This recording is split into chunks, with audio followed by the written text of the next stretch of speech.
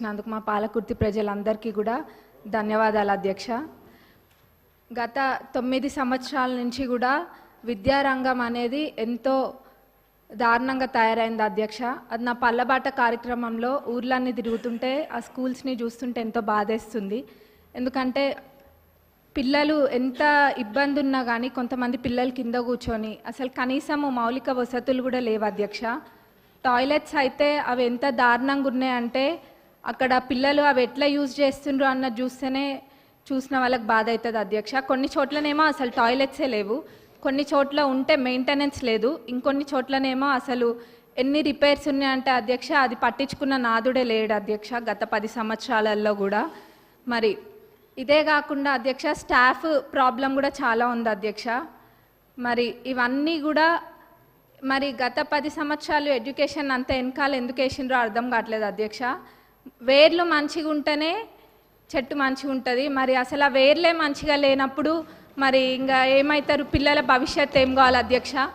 మరి government schools ఒకప్పుడు ఎంత మంచిగా ఉంటుండే అధ్యక్ష, ఇప్పుడు ఆ గవర్నమెంట్ స్కూల్స్కి పంపించాలంటే ఎంత లేనోళ్ళు కూడా ఆలోచిస్తుండ్రు అధ్యక్ష. అంటే వాళ్ళకి ఆర్థికంగా ఎంత భారమైనా కానీ ప్రైవేట్ స్కూళ్ళకి పంపించుకుంటుండ్రు అధ్యక్ష. ఎందుకంటే అక్కడ పోతే ఎటువంటి వసతులు లేవు కాబట్టి. కానీ ఇప్పుడు అయితే అధ్యక్ష మన ప్రభుత్వం అధికారంలోకి వచ్చినాక ఈ విద్యారంగం అనేది క్రమంగా మెరుగుపడుతుంది. అట్లనే ఇంటిగ్రేటెడ్ స్కూల్స్ అనేది కూడా నియోజకవర్గానికి ఒక ఇంటిగ్రేటెడ్ స్కూల్ ఇస్తా అనడం కూడా ఎంతో సంతోషంగా ఉంది అధ్యక్ష. అది అందరు పిల్లలు కూడా సామాన్యులు కూడా అందరూ ఇంటర్నేషనల్ స్కూల్స్లలో చదువుకున్న విధంగా అక్కడ చదువుకుంటారు అధ్యక్ష. మరి ఆ విధంగానైనా ఈ విద్యారంగం అనేది కొంచెం మంచిగా అవుతుంది అధ్యక్ష. మరి ముఖ్యంగా అధ్యక్ష ఈ టాయిలెట్స్ అనేది మటుకు చాలా పెద్ద సమస్య అధ్యక్ష. ఏదో చెప్పాలని కాదు, నేను నిజంగా అన్ని స్కూల్స్ విజిట్ చేస్తున్నా. మరి గతంలో వాళ్ళు చేయలేంది మన ప్రభుత్వంలో చేసి చూపిస్తామన్న నమ్మకం నాకు ఉంది. అది ఖచ్చితంగా కూడా చేస్తాం అధ్యక్ష. మరి అట్లనే బడ్జెట్కి వస్తే అధ్యక్ష, ఇప్పుడు ఈ సంవత్సరం బడ్జెట్లో ప్రాథమిక విద్యకు 17,931 కోట్లు, మరి ఉన్నత విద్యకు 2,859 crores అండ్ టెక్నికల్ ఎడ్యుకేషన్కి 490 crores చెప్పున మొత్తం ప్రభుత్వం కేటాయించింది అధ్యక్ష. మరి మొత్తం కలిపి చూస్తే 21,000 కోట్ల పైన అధ్యక్ష. మరి దీన్ని బట్టే తెలుస్తుంది మన ప్రభుత్వము ఈ శాఖకి ఎంత ప్రాధాన్యత ఇస్తుందనేది. ఎందుకంటే ఎవరైనా చదువుకుంటే చాలు, మన దగ్గర ఆస్తి ఉన్నా లేకపోయినా ఆ విద్య మనకు ఆస్తి అన్నది మన ప్రభుత్వం నమ్ముతుంది కాబట్టి ఈ విధంగా బడ్జెట్ పెట్టడం జరిగింది అధ్యక్ష. మరి నేను ఇందాక అన్న విధంగా వాళ్ళు చేయండి తప్పకుండా మన ప్రభుత్వం చేసి చూపిస్తుంది. మరి మా పాలకుర్తి నియోజకవర్గానికి వస్తే అధ్యక్ష, దేవాదుల కింద మాకు ప్యాకేజ్ 6 అని ఉంటుంది అధ్యక్ష.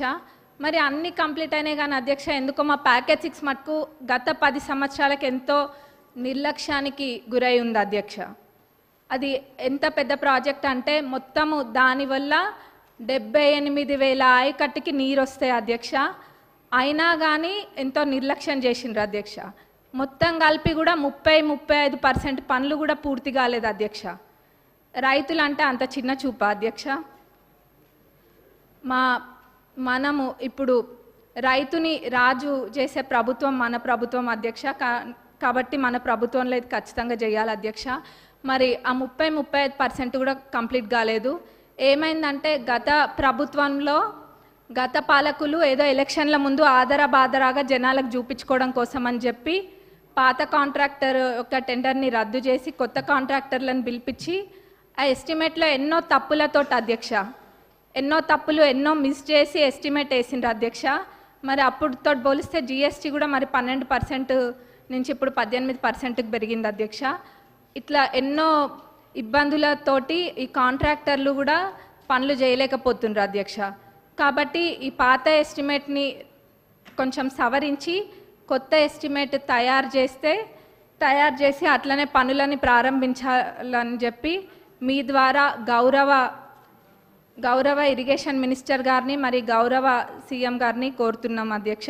ఎందుకంటే చాలా పెద్ద ప్రాజెక్ట్ అధ్యక్ష. 78,000 ఎకరాలకి ఇది నీరు అందిస్తుంది కాబట్టి ఇది పెద్ద ప్రాజెక్ట్ అధ్యక్ష. దీన్ని మన ప్రభుత్వంలో పూర్తి చేసి చూపించాలి అధ్యక్ష మనము.